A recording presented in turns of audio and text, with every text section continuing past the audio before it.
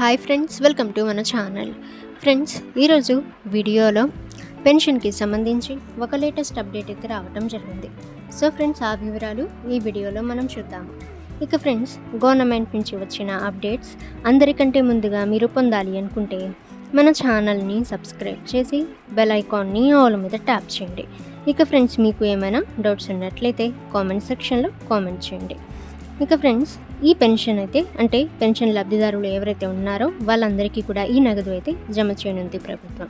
అలాగే ఫ్రెండ్స్, తెలంగాణలో కూడా చూసినట్లయితే ఈ నగదు అయితే వాళ్ళ ఖాతాల్లో అయితే లబ్ధిదారులకు జమ అయితే చేస్తున్నారు.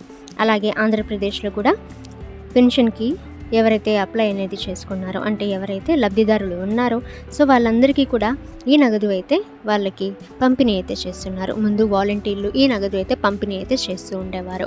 ఇక ఎలక్షన్ కోడ్ వచ్చిన తర్వాత వాలంటీర్లు ఈ పని చేయకూడదని ఎలక్షన్ కమిషన్ అయితే నోటిఫికేషన్ జారీ చేసింది. లబ్ధిదారులు ఉంటారో సో వాళ్ళందరూ కూడా వాళ్ళకి సంబంధించిన సచివాలయానికి వెళ్ళి ఈ నగదు అయితే వాళ్ళు తీసుకోవాలని ఎలక్షన్ కమిషన్ అయితే పేర్కొంది.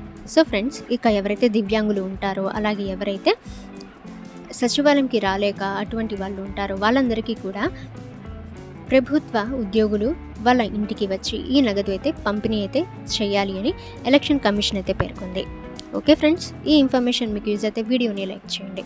ఇక ఫ్రెండ్స్, ఇటువంటి గవర్నమెంట్ నుంచి వచ్చిన అప్డేట్స్ అందరికంటే ముందుగా మీరు పొందాలి అనుకుంటే మన ఛానల్ని సబ్స్క్రైబ్ చేసి బెల్ ఐకాన్ని ఆల్ మీద ట్యాప్ చేయండి. ఇక ఫ్రెండ్స్, ఈ వీడియోని మీ ఫ్రెండ్స్ అండ్ ఫ్యామిలీ అందరికీ కూడా షేర్ చేయండి.